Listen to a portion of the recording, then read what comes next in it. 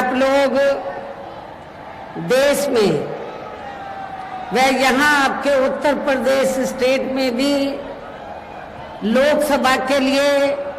हो रहे आम चुनाव में अपनी पार्टी के उम्मीदवारों के समर्थन में मुझे सुनने के लिए यहाँ इकट्ठा हुए हैं, तो उसके लिए मैं आप सभी लोगों का हार्दिक दिल से आभार प्रकट करती हूँ। वैसे आप लोगों को ये मालूम है कि हमारी पार्टी कांग्रेस, बीजेपी व अन्य किसी भी विरोधी पार्टी तथा गठबंधन आदि के साथ मिलकर नहीं, बल्कि अकेले ही अपनी पार्टी के बलबूते पर पूरी तैयारी व दमदारी के साथ ये चुनाव लड़ रही है। इसके साथ ही हमने टिकट बंटवारे के मामले में भी यहाँ सर्व समाज के लोगों को उचित भागीदारी दी है, जिनको कामयाब बनाने के लिए अपनी पार्टी के लोग पूरे जी जान से लगे हैं। इस संबंध में यहाँ मैं ये भी कहना चाहूंगी कि हमारी पार्टी ने इस चुनाव में भी सर्व समाज के लोगों को टिकट बंटवारे के मामले में या देने के मामले में हमने उचित भागीदारी दी है। खासकर जो दलित वर्ग के लोग हैं या जो रिजर्व सीटें हैं, तो हमने रिजर्व सीटों पर भी अकेले एक ही कम्युनिटी के लोगों को नहीं, एक ही बिरादरी के लोगों को नहीं, बल्कि शेड्यूल कास्ट में जो विभिन्न जातियां आती हैं, तो उनको हमने चुनाव लड़ने का मौका रिजर्व सीटों पर दिया है। आगरा के लोगों को ये मालूम है कि जब इस चुनाव से पहले आपके उत्तर प्रदेश में लोकल बॉडीज के चुनाव हुए थे और यहाँ मेयर का चुनाव हुआ, तो हमारी पार्टी ने अनुसूचित जाति में से एक वाल्मीकि समाज की महिला को मेयर के लिए चुनाव के मैदान में उतारा था। और आपकी ये आगरा रिजर्व सीट है, तो आगरा रिजर्व सीट से तो फिर हमने यहाँ पर तो जाटव समाज की महिला को चुनाव के मैदान में उतारा है। इसके नजदीक ही, ज्यादा दूर नहीं है, हाथरस लोकसभा की सीट है, तो वहां हमने धनगर समाज को जो अनुसूचित जाति में आते उनको भी चुनाव के मैदान में उतारा है। आपके आगरा से लगी हुई फतेहपुर सीकरी की सीट है, तो यहाँ हमने अपर कास्ट समाज में से तो खास तौर से ब्राह्मण समाज के व्यक्ति को हमने चुनाव के मैदान में उतारा है। तो इस प्रकार से हमने टिकट बंटवारे के मामले में सर्व समाज के लोगों को बीएसपी में जुड़ने की, उनकी तादाद को ध्यान में रखकर हमने उचित भागीदारी दी है। हालांकि आज यहाँ आपकी इकट्ठा हुई अपार भीड़, वह भीड़ के जबरदस्त जोश को भी देखकर अब मुझे ये काफी हद तक भरोसा हो गया है कि पिछली बार की तरह इस बार भी आप लोग अपने प्रदेश से और यहाँ अपने क्षेत्र से तो लोकसभा चुनाव में अपनी पार्टी का बेहतर रिजल्ट जरूर लाएंगे। इसके लिए अब मैं आप लोगों का ध्यान कुछ जरूरी बातों की तरफ दिलाना चाहती हूँ, और इस संबंध में विशेषकर मैं कांग्रेस, बीजेपी व इनके अन्य सभी सहयोगी दलों के बारे में ये कहना चाहूंगी कि आजादी के बाद शुरू में केंद्र व देश के काफी राज्यों में भी ज्यादातर सत्ता यहाँ कांग्रेस पार्टी के ही हाथों में केंद्रित रही है, किंतु इनकी अधिकांश मामलों में रही गलत नीतियों एवं गलत कार्य प्रणाली आदि की वजह से ही फिर इस पार्टी को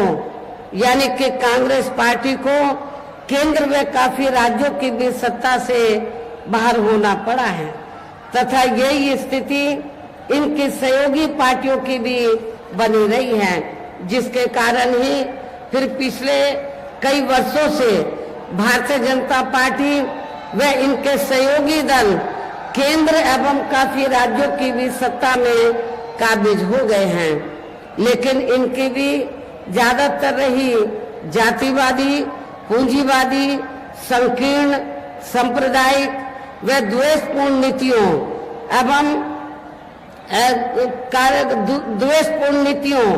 एवं कार्य प्रणाली आदि से तथा इनकी कथनी व करनी से काफी अंतर होने की वजह से अब ऐसा लगता है इस बार ये पार्टी भी यानी कि भारतीय जनता पार्टी भी केंद्र की सत्ता में आसानी से वापस आने वाली नहीं है, बशर्ते यदि ये चुनाव इस बार फ्री एंड फेयर होता है तथा आम चर्चा के मुताबिक वोटिंग मशीनों में भी कोई गड़बड़ी आदि नहीं की जाती है और वैसे भी इस बार चुनाव में इनकी कोई भी पुरानी एवं नई चल रही नाटकबाजी, जुमलेबाजी व गारंटी आदि काम में आने वाली नहीं है, क्योंकि अब देश की जनता काफी हद तक है कि इनकी पार्टी ने अब तक देश के विशेषकर गरीबों, कमजोर तबकों, मध्यम वर्गीय एवं अन्य मेहनतकश लोगों को जो इन्हें दिखाने के असंख्य प्रलोभन भरे वायदे किए हैं तथा अनेकों हवाई व कागजी गारंटी आदि भी दी है, तो उनका जमीनी हकीकत में अभी तक इन्होंने लगभग 1/4 हिस्सा कार्य भी नहीं किया है, बल्कि इसके स्थान पर इनका ज्यादातर समय व ताकत भी या इनके अपने चहेते रहे बड़े बड़े पूंजीपतियों एवं धन्ना सेठों को ही ज्यादा से ज्यादा मालामाल व धनवान बनाने में तथा इन्हें हर स्तर पर छूट देने व बनाने में ही लगी रही है, जिनके अधिकांश आर्थिक सहयोग से ही ये पार्टी व अन्य पार्टियां भी अपना संगठन चलाती हैं तथा चुनाव आदि भी लड़ाती हैं, जिसका काफी कुछ खुलासा बॉन्ड की आई रिपोर्ट से भी हो जाता है। इसके साथ ही अब ऐसा लगता है कि कांग्रेस पार्टी की तरह ही बीजेपी ने भी केंद्र की तमाम सरकारी जांच एजेंसियों का ज्यादातर राजनीतिकरण ही कर दिया है। इसके अलावा देश के किसान वर्ग भी वर्तमान बीजेपी की सरकार में शुरू से ही अपनी विभिन्न समस्याओं को लेकर काफी ज्यादा दुखी व परेशान रहे हैं और अभी भी हैं, जबकि यूपी में 4 बार हमारी पार्टी की रही सरकार ने इनके हितों का भी हर स्तर पर विशेष ध्यान रखा है। हमारी पार्टी की रही सरकार ने तो किसानों को खेती करने के लिए समय पर इनको सस्ते साधन उपलब्ध कराए और इसके साथ ही तो इनकी फसल का भी हमारी सरकार ने उचित दाम दिया है, जो अब आपको ना तो यूपी की सरकार में ना केंद्र की सरकार में नेशनल लेवल पर किसानों को ये सब राहत मिलती हुई नजर नहीं आ रही है। इतना ही नहीं बल्कि केंद्र में पूर्व की रही कांग्रेसी सरकार की तरह ही वर्तमान भाजपा सरकार में भी इनकी जातिवादी, हीन, सांप्रदायिक एवं पूंजीवादी सोच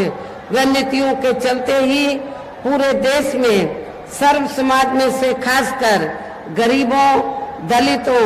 आदिवासियों, पिछड़े वर्गों, मुस्लिम एवं अन्य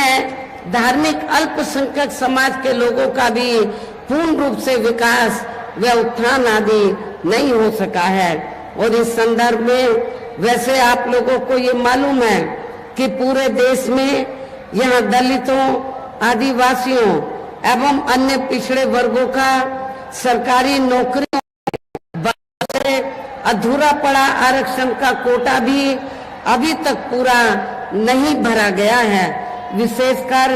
एससी व एसटी वर्गों के सरकारी कर्मचारियों का पद भी अब काफी हद तक प्रभावहीन बना दिया गया है। और यहाँ मैं आप लोगों को ये भी बताना चाहती हूँ, जब यहाँ समाजवादी पार्टी की सरकार थी तो समाजवादी पार्टी की सरकार ने एससी व एसटी वर्गों के सरकारी कर्मचारियों का पदोन्नति में जो आरक्षण है इसको पूरे तौर से इसको खत्म कर दिया था। ये आप लोगों को इस बात की भी जानकारी होनी चाहिए। और इतना ही नहीं, जब इस मामले को हमारी पार्टी ने संसद में उठाया, एससी एसटी का जो पदोन्नति में आरक्षण है इसको प्रभावशाली बनाने के लिए संशोधन बिल लाने के लिए सरकार पर दबाव बनाया, तो उस समय सेंटर में कांग्रेस पार्टी पावर में थी। तो उस दौरान कांग्रेस और बीजेपी दोनों की मिली भगत से समाजवादी पार्टी को आगे करके इस बिल को पार्लियामेंट के अंदर फाड़ा गया। और इतना ही नहीं बल्कि बीजेपी और कांग्रेस पार्टी दोनों की मिली भगत से इस बिल को पास नहीं होने दिया, इस बिल को पास नहीं होने दिया। और इतना ही नहीं, आज जो खास तौर से आरक्षण को लेकर जो किस्म किस्म की बातें कही जा रही हैं, एससी एसटी ओबीसी के आरक्षण को लेकर कांग्रेस भी लंबी चौड़ी बातें कर रही है, बीजेपी भी, जबकि ये दोनों पार्टियां एससी एसटी ओबीसी के आरक्षण के खिलाफ हैं। ये दोनों पार्टियां नहीं चाहती हैं एससी एसटी ओबीसी के वर्गों के लोगों को आरक्षण का पूरा लाभ मिले। साथ ही केंद्र व राज्यों में भी विरोधी पार्टियों की रही सरकारों में इन सभी वर्गों को प्राइवेट सेक्टर में आरक्षण दिए जाने की व्यवस्था किए बिना ही इनकी सरकारों के ज्यादातर सरकारी कार्य अब प्राइवेट सेक्टर के जरिए ही इनके बड़े बड़े पूंजीपतियों व धन्ना सेठों आदि को ही दिए जाने के कारण अब इनको पूरे देश में आरक्षण का बहुत कम ही लाभ मिल पा रहा है। इसी प्रकार इनका अन्य और मामलों में भी शोषण व उत्पीड़न आदि होना अभी तक भी बंद नहीं हुआ है। इसके साथ साथ मुस्लिम व अन्य धार्मिक अल्पसंख्यक समाज के लोगों की भी हालत हर स्तर पर या काफी ज्यादा खराब व दयनीय ही बनी हुई है। इतना ही नहीं बल्कि पिछले कुछ वर्षों से केंद्र व अधिकांश राज्यों में भी बीजेपी व आरएसएस की सरकारों के चलते हुए अब इनका विकास व उत्थान आदि होना भी काफी हद तक बंद सा हो गया है। आए दिन इन पर खासकर आए दिन मुस्लिम व अन्य धार्मिक अल्पसंख्यक समाज के लोगों पर खासकर हिंदुत्व की आड़ में हो रही जुल्म जाति भी यहाँ काफी ज्यादा चरम सीमा पर पहुंच चुकी है। इसके साथ साथ अपर कास्ट समाज में से विशेषकर गरीब लोगों की भी हालत हमें कोई खास अच्छी नजर नहीं आती है। कहने का तात्पर्य ये है कि चाहे वीकर सेक्शन के लोग हैं या माइनॉरिटी हैं, अपर कास्ट समाज के लोग हैं, ये सभी लोग हमें काफी दुखी व परेशान नजर आते हैं। हर मामले में व हर स्तर पर हमें काफी दुखी व परेशान नजर आते हैं। इनके गलत कृषि नीतियों के कारण किसान वर्ग भी आए दिन आंदोलित ही रहता है। साथ ही इनके गलत आर्थिक नीतियों की वजह से देश की अर्थव्यवस्था पर भी इसका काफी बुरा प्रभाव पड़ रहा है, जिससे यहाँ विशेषकर छोटे एवं मध्यम वर्गीय व्यापारी वर्ग भी काफी ज्यादा दुखी व परेशान हैं। और अब केंद्र में पूर्व की रही सरकारों की तरह ही वर्तमान भाजपा सरकार में भी यहाँ पूरे देश में गरीबी, बेरोजगारी एवं महंगाई आदि भी लगातार काफी ज्यादा बढ़ रही है। देश में हर स्तर पर फैला भ्रष्टाचार भी अभी तक खत्म नहीं हुआ है। साथ ही अपने देश की सीमाएं भी अभी तक पूरे तौर से सुरक्षित नहीं है। ये भी बड़ी चिंता की बात है। ऐसे में अब आप लोगों को देश में हो रहे लोकसभा आम चुनाव में बीजेपी, आप लोगों को आम चुनाव में कांग्रेस, बीजेपी व इनके सहयोगी पार्टियों को भी केंद्र की सत्ता में आने से जरूर रोकना है। जिनकी गलत नीतियों व गलत कार्य प्रणाली आदि को आप लोग काफी हद तक आजमा भी चुके हैं। ऐसी स्थिति में अब ये विरोधी पार्टियां इस चुनाव में भी किस्म किस्म के साम दाम दंड भेद आदि अनेकों हथकंडे इस्तेमाल करके केंद्र की सत्ता में आने की भी पूरी कोशिश में लगे हैं, जिनसे अपनी पार्टी के लोगों को हर स्तर पर काफी ज्यादा सावधान रहना है। और इस मामले में विरोधी पार्टियां अपने अपने पक्ष में हवा बनाने के लिए खासकर मीडिया, ओपिनियन पोल व सर्वे आदि का जो बड़े पैमाने पर इस्तेमाल कर रही हैं, तो उससे भी अपनी पार्टी के लोगों को बिल्कुल भी गुमराह नहीं होना है। इसके साथ ही विरोधी पार्टियों के विभिन्न रूपों में जारी किए गए इनके हवाई व प्रलोभन भरे चुनावी घोषणा पत्रों एवं वायदों आदि के बहकावे में भी अपनी पार्टी के लोगों को कतई नहीं आना है, जिन्हें ये पार्टियां चुनाव खत्म होने के बाद ज्यादातर अमल में नहीं लाती हैं। और अब जिन पर से देश की जनता का अधिकांश विश्वास ही उठ गया है, यही खास वजह है कि हमारी पार्टी किसी भी चुनाव में अपनी पार्टी का कोई भी चुनावी घोषणा पत्र आदि जारी नहीं करती है। वैसे भी हमारी पार्टी किसी भी मामले में कहने में बहुत कम बल्कि कार्य करके दिखाने में ही ज्यादा विश्वास रखती है। और इस बात का सबसे बड़ा सबूत ये है कि उत्तर प्रदेश में 4 बार हमारी पार्टी के नेतृत्व में रही सरकार ने चुनाव में अपनी पार्टी के बिना कोई जारी किए गए चुनावी घोषणा पत्र के ही प्रदेश व आम जनहित में काफी कुछ ऐतिहासिक कार्य करके दिखाए हैं, जिनकी अब देश में अधिकांश की सरकारें काफी नकल भी कर रही हैं। जबकि इस मामले में हमारी पार्टी का ये कहना है कि यदि इन पार्टियों के स्थान पर केंद्र में हमें अपनी पार्टी की सरकार बनाने का मौका मिलता है, तो तब फिर हमारी पार्टी की बनी सरकार केंद्र में यहाँ अब तक रही सभी विरोधी पार्टियों की सरकारों की तरह केवल हवाई व कागजी कार्य आदि नहीं करेगी, बल्कि उत्तर प्रदेश की तरह ही जमीनी हकीकत में ठोस कार्य करके दिखाएगी। और इस संदर्भ में खासकर मैं ये कहना चाहूंगी, केंद्र द्वारा देश में पिछले कुछ समय से अति गरीब परिवारों को अस्थायी तौर पर फ्री में जो थोड़ी सी खाद्य सामग्री दी जा रही है, तो उससे इनका स्थायी तौर पर भला होने वाला नहीं है। और आप लोगों को ये मालूम है कि जब यहाँ असेंबली का चुनाव हुआ, तो असेंबली के चुनाव में भी और अब लोकसभा आम चुनाव में भी पूरे देश के अंदर तो जो सर्व समाज में से जो गरीब लोग हैं, जिनको इन्होंने फ्री में थोड़ा राशन आदि दिया है, खाद्य सामग्री आदि दी है, तो उसके एवज में तो ये इन्होंने असेंबली के चुनाव में भी लोगों को गुमराह करने के लिए और अब लोकसभा आम चुनाव में भी तो बीजेपी और आरएसएस के लोग तो अपने कंधे पे थैला टांग कर तो गांव-गांव में घूम रहे हैं और क्या कह रहे हैं कि देखो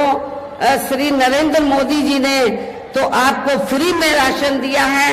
तो आपके ऊपर मोदी जी का बहुत कर्ज है, तो आप कर्ज के रूप में तो आप ये जो कर्ज है तो इस चुनाव में आपको अदा करना है। वोट के रूप में बीजेपी को वोट देकर आपको ये कर्ज अपना अदा करना है। लेकिन मैं अपने ऐसे सभी लोगों को, गरीब लोगों को ये कहना चाहती हूँ कि वर्तमान में केंद्र की जो भाजपा सरकार ने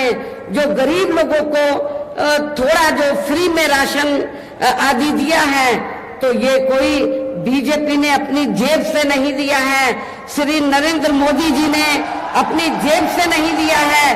बल्कि आप लोग जो यूपी गवर्नमेंट को या केंद्र की सरकार को जो भी टैक्स देते हैं, उस टैक्स के पैसे से, टैक्स तो आपका है, टैक्स जनता देती है, तो जो पैसा आप लोग टैक्स के रूप में देते हैं उस पैसे से ये राशन दिया जा रहा है। इसमें बीजेपी का कोई एहसान नहीं है और ना ही श्री नरेंद्र मोदी जी का इनका कोई एहसान नहीं है, कोई कर्ज नहीं है। आप लोगों का ये पैसा है, आप लोगों ने टैक्स के रूप में इसको दिया, तो इसलिए आप लोगों को ये नहीं सोचना है कि हमने उनका नमक खाया है। ये नमक तो आप ही लोगों का है, आप लोगों ने टैक्स दिया, उससे आप लोगों को ये फ्री में राशन आदि दिया गया है, तो इनके बहकावे में आप लोगों को कतई भी नहीं आना है। ये भी मैं, और वैसे भी ये जो गरीब लोग हैं, वैसे भी इनकी ये जटिल समस्या देश में हर हाथ को काम देने से ही केवल दूर हो सकती है, जिसकी तरफ हमारी पार्टी की बनी सरकार विशेष ध्यान देगी। साथ ही देश में पिछले काफी वर्षों से आए दिन बढ़ रही गरीबी, बेरोजगारी व महंगाई आदि से भी जनता बहुत ज्यादा दुखी व परेशान है, जिसे भी आर्थिक नीतियों में तब्दीली करके जरूर दूर किया जाएगा। धर्म की भी आड़ में पिछले कुछ वर्षों से खासकर मुस्लिम समाज के लोगों का द्वेष की भावना से जो इनका काफी ज्यादा शोषण व उत्पीड़न आदि किया जा रहा है, तो उसे भी जरूर रोका जाएगा। और ये सब हमने अपनी यूपी की रही सरकार में करके भी दिखाया है। हमने उत्तर प्रदेश के अंदर कोई भी दंगा फसाद नहीं होने दिया है। इसके अलावा हमने यूपी में सर्व समाज में से गरीब एवं बेरोजगार लोगों को बेरोजगारी भत्ता आदि न देकर उन्हें बड़ी तादाद में रोटी रोजी के साधन भी उपलब्ध कराए हैं, जो अब ये कार्य भी अधिकांश ठंडे ही पड़े हैं, जिनको फिर सरकार बनने पर, केंद्र में सरकार बनने पर प्राथमिकता दी जाएगी। अर्थात देश में इस समय हो रहे लोकसभा चुनाव में विरोधी पार्टियों के जारी किए गए उनके हवाई व प्रलोभन भरे चुनावी घोषणा पत्रों आदि के बहकावे में अब यह खासकर देश के अति गरीबों, मजदूरों, बेरोजगारों एवं अन्य मेहनत कश लोगों को बिल्कुल भी नहीं आना है। और अब इन्हें ऐसी सभी विरोधी पार्टियों की हर हालत में, ऐसी सभी विरोधी पार्टियों को हर हालत में केंद्र की सत्ता में आने से जरूर रोकना है, जिनके कथने व करने में काफी अंतर रहा है तथा जिन्हें ये लोग वर्षों से आजमा भी चुके हैं। ऐसे में अब मेरा यही कहना है कि आप लोगों को अपने खुद के व अपने प्रदेश व क्षेत्र के तथा देश के भी हित में अपने वोटों को यहाँ कांग्रेस, बीजेपी व अन्य विरोधी पार्टियों को न देकर केवल अपनी एकमात्र हितैषी पार्टी बहुजन समाज पार्टी को ही देना है। जो ये पार्टी उत्तर प्रदेश की तरह ही केंद्र में भी अपनी पार्टी की सरकार बनने पर फिर पूरे देश में यह अपनी पार्टी की सर्वजन हिताय व सर्वजन सुखाय की नीतियों पर आधारित ही सरकार चलाएगी। इसके साथ साथ केंद्र से जुड़ी आपके क्षेत्र की जो भी यहाँ स्थानीय समस्याएं होंगी तो उन्हें भी फिर दूर करने का हर संभव पूरा प्रयास किया जाएगा। साथ ही यहाँ गरीबों, मजदूरों, बेरोजगारों, कर्मचारियों, किसानों, छोटे व्यापारियों एवं अन्य मेहनत कश लोगों के हितों का भी विशेष ध्यान रखा जाएगा। सर्व समाज में से खासकर दलितों, आदिवासियों, गरीबों, दलितों, आदिवासियों, पिछड़े वर्गों, मुस्लिम व अन्य धार्मिक अल्पसंख्यक समाज के लोगों के विकास एवं उत्थान के साथ साथ हर स्तर पर इनकी सुरक्षा आदि के लिए भी सख्त कदम उठाए जाएंगे। और तभी फिर यहाँ वास्तव में अपने देश के महान संतों, गुरुओं व महापुरुषों में भी विशेषकर महात्मा ज्योतिबा फूले, छत्रपति शाहू जी महाराज, श्री नारायणा गुरु, बाबा साहब डॉक्टर भीमराव अंबेडकर एवं मान्यवर श्री काशीराम जी आदि का अधूरा सपना जरूर साकार हो सकता है, जिनको यूपी में हमारी पार्टी की रही सरकार द्वारा हर स्तर पर पूरा आदर सम्मान दिया गया है। इन्हीं खास बातों के साथ ही अब मेरा देश व आपके स्टेट के भी हित में, आपके क्षेत्र के भी हित में यही कहना है कि हमारी पार्टी ने यहाँ जिनको भी चुनाव के मैदान में उतारा है, जो आपके सामने या मंच पर भी मौजूद हैं, तो उन्हें आपको जरूर कामयाब बनाना है, जिसके लिए यह पार्टी के सभी स्तर के छोटे बड़े पदाधिकारी एवं कार्यकर्तागण आदि पूरे जी जान से लगे हैं। और अब अंत में मेरा यही कहना है कि आप लोगों को वोट पड़ने वाले दिन यहाँ बीएसपी के अपने सभी लोकसभा उम्मीदवारों को, अर्थात आगरा जो सुरक्षित लोकसभा की सीट है, यहाँ से हमने श्रीमती पूजा अमरोही को चुनाव के मैदान में उतारा है। इसी जिले में, आगरा जिले में ही दूसरी सीट है फतेहपुर सीकरी लोकसभा की सीट। यहाँ से हमने श्री राम निवास शर्मा को, जो बहुत ही सामाजिक हैं और जी जान से अपनी सीट को जीतने में लगे हैं, इनको चुनाव के मैदान में उतारा है। हाथरस सुरक्षित लोकसभा की सीट से हमने श्री हेम बाबू को चुनाव के मैदान में उतारा है। हमारी महिला भी जो आगरे से चुनाव लड़ रही है, आपके जाटव समाज से ताल्लुक रखती है, ये भी जी जान से लगी हुई है, तो इनको भी जिताकर आप लोग इनका हौसला जरूर बढ़ाएं। और अपने जो ब्राह्मण समाज से, धनगर समाज से हैं, जो भी हमारे उम्मीदवार यहाँ चुनाव के मैदान में हैं, इनको आप लोग जरूर कामयाब बनाएं। और इनको कामयाब बनाने के लिए आप लोगों को ये मालूम है कि हमारी पार्टी का चुनाव चिन्ह क्या है, हाथी। आप लोगों को बहुजन समाज पार्टी का जो चुनाव चिन्ह हाथी है, हाथी चुनाव चिन्ह के सामने वाले बटन को दबाकर आप लोगों को अपनी पार्टी के इन तीनों प्रत्याशियों को रिकॉर्ड तोड़ वोटों के अंतर से